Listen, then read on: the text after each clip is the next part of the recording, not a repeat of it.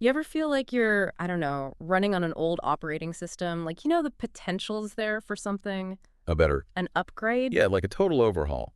Yeah. But the old programs just keep crashing the system. Exactly. And you feel kind of stuck. Well, you're definitely not alone in feeling that way. Because today, we're diving deep into, well, the nuts and bolts of that upgrade. We've got this transcript from an audiobook, Destroy the Old You and Rebuild Yourself Alone. Okay.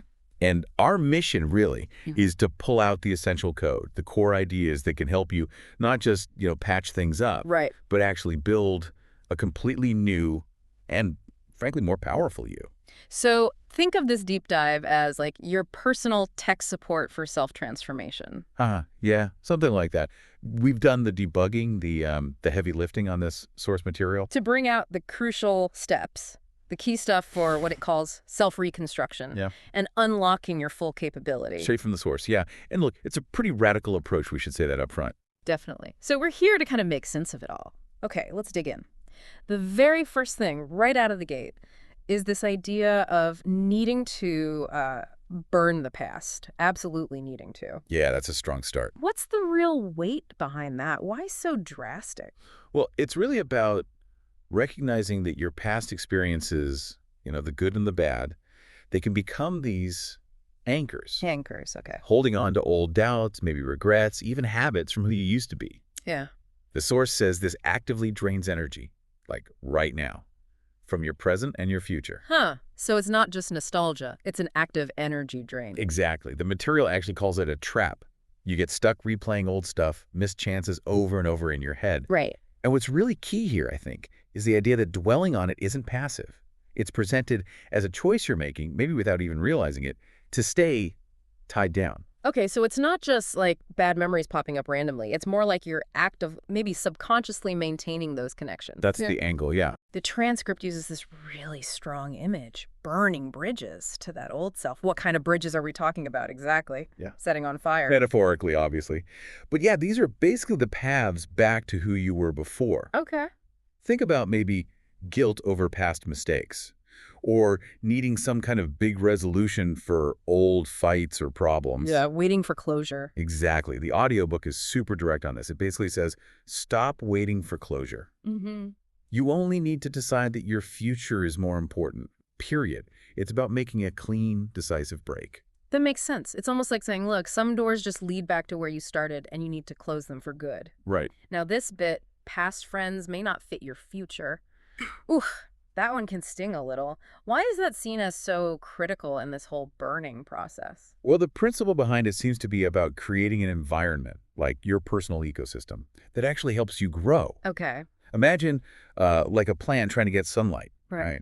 But it's surrounded by other plants that are kind of stunted, maybe pulling resources away. Right, blocking the light. Exactly. So if the people around you are still really invested in the old you, they might, maybe, without meaning to, keep reinforcing those old patterns, or even limit your potential.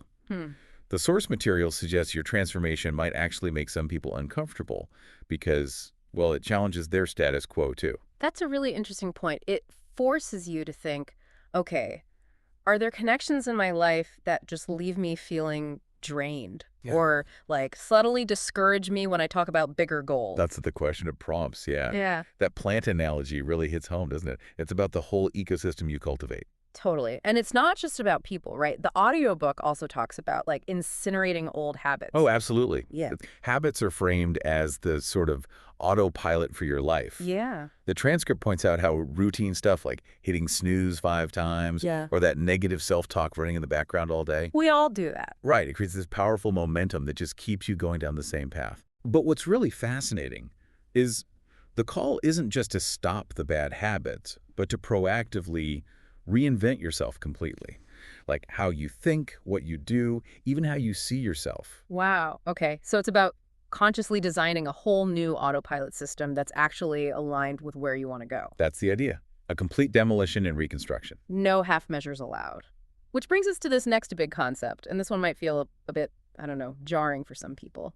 The power of walking alone. Yeah, especially today, right, with social media everywhere, being alone can feel almost like a punishment. Exactly. But the source material completely reframes it. It sees solitude not as like lonely isolation, but as fertile ground, a place for really deep growth. Fertile ground. I like that. The audiobook basically argues that major personal breakthroughs often happen in solitude, away from all the constant noise and demands and pressures from outside. So connect that to self-discovery. Being alone gives you the space to actually hear your own thoughts without them being filtered through what everyone else thinks. Precisely. It's about stripping away all that external noise so you can finally confront your own internal stuff, your fears, your weaknesses, maybe without feeling like you have to perform or get instant validation. Right, you don't have to put on a face. The transcript even says that helps you learn who you truly are, not just the version you show the world. Exactly. Because constantly being on or interacting can kind of diffuse your identity, right? Mhm. Your thoughts, your actions get subtly shaped by whatever group you're with. Yeah, you kind of blend in. hmm Hmm. And the power here, the source suggests, is that silence, which usually comes with solitude, acts like a focusing lens. It lets your own insights, your own wisdom come through much more clearly. Like tuning out the static to hear the real signal. Okay. Yeah, that's a good way to put it. And this phrase, lone wolves being the strongest, that's pretty bold. Yeah. It speaks to a really deep self-reliance. It does. The source links these periods of, let's call it intentional separation, with what many really impactful people have achieved.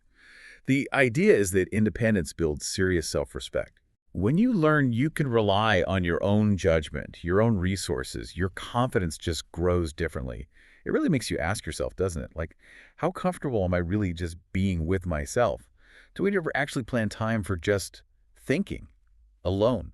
That's a challenging question. It's definitely a reminder that sometimes the most crucial journey is internal, and maybe that means stepping off the beaten path for a bit. Okay, so the audiobook then moves into breaking free from weakness and comfort. That feels like something everyone struggles with. Oh, absolutely. The source material is really blunt here. Comfort is the enemy of growth. The enemy. Wow. And the insight is that, our brains are basically wired to seek comfort, avoid discomfort. It's survival, right? Sure. But in modern life, that same instinct can just lead to stagnation. Easy choices, comfy routines, they create this kind of inertia, Hmm. stops you reaching your potential. It's like being in a warm bath feels nice, but you're not actually going anywhere. Exactly. And the transcript is clear. The easy path leads nowhere. Comfort feels safe, but it subtly chips away at your resilience. It even flips fear around, saying it's actually a good sign, like proof you're pushing boundaries. Precisely. Discomfort isn't something to just avoid. It's presented as the price of success. Okay. The audiobook argues that avoiding struggle is a huge reason why so many people stay stuck. If you think about it, growth usually involves some stress, some adaptation, right? Like muscles needing challenge to get stronger. Yeah, that makes sense. Which leads to this crucial point. Yeah. Weakness isn't just physical. It often starts in the mind, in the stories we tell ourselves about what we can or can't do. That inner voice, the I can't handle this, or it's too hard, or just putting things off, procrastination, the audiobook basically says you have to decisively shut that down. Dismantle it, yeah. And it reframes pain, too. Not just something to grit your teeth through, but as a teacher. A signal that you're actually pushing your limits and building, like, mental and emotional calluses. So you build resilience through the struggle itself. What's really powerful is this idea of actively seeking challenges, seeing them not as threats, but as chances to build that resilience, to prove to yourself what you can do. Like leaning into the difficulty. Exactly. The source is direct. Yeah. Your biggest enemy is your comfort zone. It encourages you to consciously step out of it because, as it says, weakness dies in discipline, in that consistent effort to overcome those comfortable limits. Wow. It's a really strong call to embrace the struggle, see it as the place where real strength is forged. Okay, so then it moves into what feels like the core programming part, erasing the old mindset and installing a new one. Exactly. This is central. The source establishes the mind as the foundation of your reality. Okay. And what's fascinating here is the assertion that most of us are running on this kind of default programming. Beliefs, assumptions, often just absorbed unconsciously from, childhood, our environment. Things we never really chose. Right. So the audiobook says the first crucial step is just awareness, becoming conscious of those internal stories, the narratives playing on repeat in your head.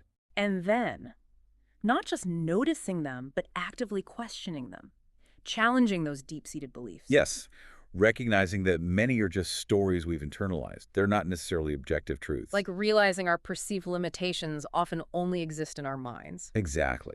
And then the audiobook gets into the how, of reprogramming. It really emphasizes the huge impact of language, the words we use, in shaping our reality. Really like affirmations. Yes, but more fundamentally, replacing that automatic negative self-talk, the criticism, the doubts, with deliberate, empowering language.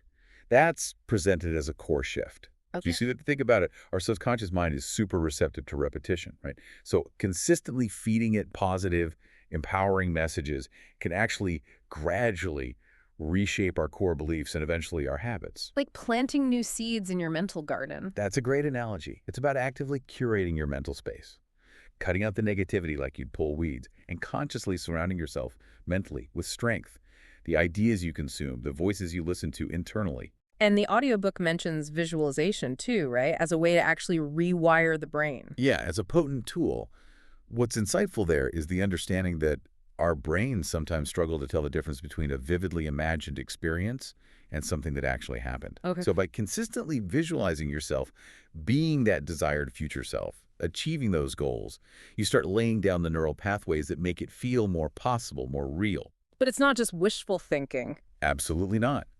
The source is very clear. This mental work must be paired with action that lines up. You can't just think like a champion.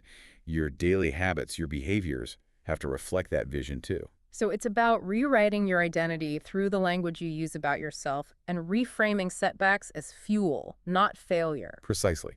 It's a total mental refit, built through conscious repetition, focused attention, and a real non-negotiable commitment to this new way of thinking. Gotcha. Okay, so once the mindset starts shifting, the next critical step the audiobook highlights is decisively cutting off negative influences. This feels connected to the burning bridges idea, but maybe more about ongoing maintenance. Exactly. Maintaining a clean, supportive environment going forward.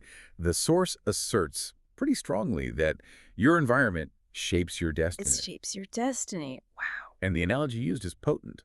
Negativity acts like a contagious virus. It weakens your emotional immune system. So constantly being around negative people can actually, like, wear you down, fuel your doubts, lower your energy. That's the argument. It subtly erodes your optimism. And it's not always the obviously grumpy people, is it? The audiobook mentions energy drainers and toxic relationships, maybe people who just complain constantly or thrive on drama, never take responsibility. Right. Those subtle anchors that just keep pulling you down, preventing you from rising. So you have to recognize those. Recognize them. Yeah. And the source really stresses setting firm boundaries and having the courage sometimes to just let go of relationships that consistently leave you feeling depleted or discouraged. That takes guts. It does. And if you connect this wider, your mental landscape is also heavily influenced by the stuff you consume, right? Yeah. Social media, news, entertainment. Oh, yeah.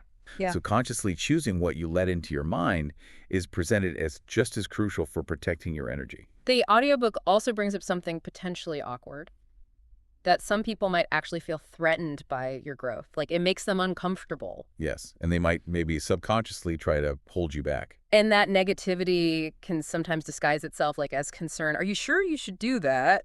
Kind of thing. Exactly. It sounds like you need to develop some pretty sharp discernment about who's genuinely supportive and who might be, well, subtly undermining you. So the takeaway is fiercely protect your energy. Distance yourself from unnecessary drama and negativity, no matter where it comes from. That's the core message. It's not about being mean or holding grudges. It's framed as a vital act of self-preservation, creating the space you need to grow. And the claim is that doing this leads to massive growth and freedom. That's the promise, yeah. Okay, that makes a lot of sense. You can't build something strong if the ground keeps shaking underneath you. So the audiobook then shifts to something really practical. Huh. Building an unbreakable routine for growth. This feels like where the ideas start getting really grounded. Absolutely. This is where the rubber meets the road. The source presents your daily routine as the actual foundation of your future. The foundation, okay. And the key insight here is that big achievements, they're usually not from these huge one-off efforts. They're the result of small, consistent actions, day in, day out. So the routine kind of takes motivation out of the equation. Largely, yeah. A well-defined routine, the audiobook argues, minimizes that reliance on feeling motivated, which we all know comes and goes. It's about building a system that just carries you forward, even on the off days, making the right actions the default. Exactly. And the transcript puts special emphasis on the morning routine. as being crucial for setting a positive, productive tone for the whole day. Right, starting strong. Starting with intention, with discipline, gives you this powerful sense of control and momentum. But the audiobook also says routines should be built for consistency, not perfection, right? That's a really wise point it makes. Simple, repeatable habits are way more effective long-term than some super ambitious plan you can't stick to for more than a week. Keep it simple, make it stick. hmm And if you think bigger picture, discipline itself is built through that consistent repetition. A structured routine naturally cuts down on distractions and keeps you focused on what actually matters, your priorities. So it's about consciously deciding where your time and energy go, focusing on the important tasks and understanding how those small daily inputs compound over time. Big results from small, steady actions. Precisely. The audiobook also suggests tracking your routine accountability and having a consistent wind-down routine at night, too, not just the morning. Oh, interesting. Why the night routine? Well, the idea is partly about reducing decision fatigue overall. Making the less critical parts of your day automatic frees up mental energy. And ending the day intentionally helps prepare you for the next. Ah, okay. And it advises that never skip 2 days in a row rule. Yeah, that's a popular one for habit building. It allows for flexibility, but prevents things from completely falling apart. And it stresses eliminating unnecessary complexity from your routine. Keep it lean, keep it focused. Ultimately, it sounds like the message is you either control your routine or it controls you. And your daily habits are literally the blueprint for your future success. That's exactly the takeaway. Structure is freedom, not constraint. A compelling case for structure. Okay, next up, the audiobook tackles mastering emotional control and self-discipline. This feels like the internal command center for all this transformation. It really is. The source frames emotions as this incredibly potent force. They can be a weapon driving you or a major weakness derailing you. So emotional control is the foundation of true power. That's the term used, yeah. And self-discipline is defined simply as doing what needs to be done, regardless of how you feel in that moment. The audiobook really hammers the point that reacting emotionally, impulsively, just makes you weak, leads to bad decisions. Right. It stresses the importance of learning to pause, take a breath, engage the logical mind, and respond thoughtfully instead of just reacting based on feeling. And that real self-discipline gets built in those tough moments, when you really want to just give in or quit or take the easy way out. Exactly. Those are the moments where the muscle gets strengthened. And it connects mastering emotions to patience and self-control to knowing when to just be quiet. Yes. The wisdom of observing rather than jumping in impulsively and linking this broader. A disciplined mind prioritizes long-term success over short-term pleasure or comfort. That's a key theme. That's hard to do sometimes. Oh, absolutely. Yeah. The source reminds us, though, emotions are temporary, they change, that our actions, their consequences can be long-lasting. That's a sobering thought. And it also says a truly disciplined person doesn't need motivation. They just act. They don't wait for motivation, is maybe a better way to put it. They act consistently regardless. And controlling your emotions, it argues, directly helps you control your focus, where your mental energy goes. And crucially, this isn't something you're just born with. Emotional control is presented as a skill, something you can train and get better at. Absolutely. What's really empowering is reframing emotions not as these uncontrollable forces that rule you, but as tools. Tools you can learn to manage and use effectively. So they serve you, not the other way around. Exactly. In the conclusion, discipline creates freedom. Freedom from being ruled by your feelings. And a strong, disciplined mind becomes much more resilient to negativity, both external and internal. Discipline equals freedom. That's a powerful idea. Okay, leading from that, the audiobook goes into reinventing your identity from the ground up. This sounds huge, like the ultimate goal of all this. It feels like the culmination, doesn't it? The source makes this bold claim. Your identity isn't fixed. It's fluid. It's something you can actively choose to reshape. Wow. Through your thoughts, your habits, your consistent actions. Those are presented as the building blocks of who you perceive yourself to be and how others see you. So the first step is erasing limiting labels. Things you've believed about yourself. I'm not good at X. I'm the kind of person who... Consciously erasing them, Yeah. And deliberately breaking free from those old patterns of thinking and behaving because, you know the saying, if you keep doing the same You thing... keep getting the same results. Yeah. The transcript stresses that the internal shift, the mindset change, has to come before you see big changes outside. Precisely.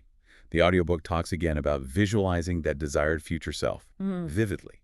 and then consciously aligning your current thoughts and actions with that vision right now. Acting as if. Kind of, yeah. And it again highlights the influence of your environment and the power of your internal self-talk in programming your subconscious and taking full 100% responsibility for this whole reinvention process. That's seen as non-negotiable. So it's about building habits that actually reflect the person you want to become and having the courage to maybe let go of parts of your past identity that just don't fit anymore. Exactly. The audiobook is clear. Real reinvention often involves sacrifice. It means stepping out of the comfort zone of who you used to be, into the unknown. And every decision, every action either builds the new you or reinforces the old one. That's the framework, constantly asking, is this moving me towards who I want to be? Wow. The source concludes this part by saying your past no longer defines you, and that reinvention isn't a one-off event, it's a lifelong process. Yeah, a continuous evolution. Shedding old skins, embracing the potential for who you're becoming. Okay, so if you've reinvented your identity, the next logical step seems to be mastering self-reliance. This feels like putting that new identity into practice in the world. It does. It's the ultimate manifestation. The source starts with a pretty stark truth. No one is coming to save you. Ouch. But empowering. Empowering, exactly. Mm. True self-reliance is presented as taking complete ownership, becoming your own leader, trusting your own judgment, taking action without always needing someone else's okay. The audiobook suggests the strongest people, the most successful, often have this deep inner independence, that relying too much on others can actually hold you back. It can weaken your resolve, yeah. Limit your potential. It's about shifting away from expecting everyone to get your vision or needing constant praise or validation from outside. Stop seeking approval. Basically, yes. The source argues that the answers, the resources you need, are often already inside you. It's about cultivating your own skills, your own capabilities. And taking full responsibility for everything, the wins, the losses, all of it. That's a huge part of it. And it makes you really look at your life, right? Where am I leaning too heavily on others? What steps can I take to build more inner confidence, more self-sufficiency? It also touches on that fear people have of being alone, doesn't it? And says you need to face that. Face it and overcome it, yeah. But it clarifies, too. Self-reliance isn't about being stubborn and refusing help when you genuinely need it. Right. It's about not needing help as a precondition to act. True freedom, it suggests, comes from that deep sense of self-sufficiency, knowing you can handle things. And the outcome of cultivating this, unshakable confidence. That's the idea, unshakable confidence and agency. The audiobook concludes that the world ultimately rewards those who take initiative, who chart their own course. A really strong message about inner strength and taking control. Okay, next, the audiobook dives into turning pain into power. This feels crucial because life inevitably involved pain and setbacks. Absolutely, and this reframes pain completely, not just as negative, something to avoid, but potentially as your greatest teacher, a catalyst for growth. How so? A teacher. The idea is that pain, adversity, often shines a spotlight on your weaknesses, things you didn't know were there. And it forces you to develop new strengths, new strategies to cope and overcome. So struggle is like a crucible. It either breaks you or makes you stronger. That's the analogy used, yeah, it forges you. So it's about consciously choosing to use the energy from painful times. Learn the lessons and let that fuel you forward instead of just letting it crush you. Exactly. The transcript contrasts the common urge to just numb pain or avoid it with the potential for huge growth that comes from actually facing it, processing it. Okay. The source emphasizes that pain often forces change. Changes in perspective, behavior, direction that you might never have considered otherwise. And it can even inspire others, seeing someone overcome adversity. Yeah, and points out that often the biggest successes have roots in the toughest times. Those struggles humble you, teach discipline, gratitude. So it's about reframing, seeing tough times not as dead ends, but as opportunities for learning, building inner toughness, and ultimately gaining more personal power. That's the essence of it, finding the advantage in adversity. Powerful stuff. Okay, the focus then shifts to developing a relentless work ethic. This feels like the engine driving everything else we've talked about. It really does. The source flat out states that lasting success comes more from relentless effort than just raw talent. Effort over talent. Yeah. A strong work ethic is presented as the key difference between dreamers and doers. It's about showing up, putting in the work, day after day, even when you don't feel like it. Which links back to discipline being stronger than motivation. Exactly. It emphasizes consistently choosing results over excuses. Recognizing that hard work is just the price you pay for anything worthwhile. Even the boring stuff, the grind, that's often essential. Mastering the mundane. hmm Discipline keeps you going when the initial buzz fades. The source suggests the best performers are willing to live the grind, embrace the daily effort without needing constant shortcuts or instant rewards. And being willing to do the hard things others won't. And avoiding complacency. Yes, complacency is highlighted as a major danger, and a strong work ethic. The audiobook frames it as a powerful form of self-respect. Your actions show you're serious about your goals. It's about less talk, more action. Stop saying what you're going to do and just start doing it consistently. That's the vibe. The conclusion is that consistent hard work is the real key, and for those committed to growth, the grind never ends. It's ongoing. Like a marathon, not a sprint. Maintaining that consistent effort over the long haul. Okay, and finally, the audiobook gets into the mindset of those who never quit. This feels like the ultimate distillation of this resilient, self-reliant person. It does. That deep inner toughness, that refusal to give up when things get hard. How does it frame that? It starts by observing that winners and losers, so to speak, often feel the same pain, the same setbacks. The difference is how they respond. Ah, response is key. Yeah. Quitting, it argues, is often just a habit people fall into. Persistence should be the default setting you cultivate. And the mind is the greatest battlefield. It all comes back to belief. Unwavering belief in yourself, yes, that's paramount. Those with this non-quitting mindset learn to embrace struggle. They see failure not as the end, but as feedback, information. Data points for course correction. Exactly. The audiobook stresses that big goals take time. You need the ability to keep going even without seeing immediate rewards, patience, and persistence. And learning to silence that inner doubt. Recognizing excuses for what they are. Self-imposed limits. Yes, excuses are the language of the weak, as the source puts it quite bluntly. Wow. And discipline, again, is the anchor. It keeps you grounded, moving forward, taking action even when conditions aren't perfect, not waiting for the right time. Because the right time is usually now. Pretty much. And the final message here is really one of empowerment. The greatest rewards come to those who endure.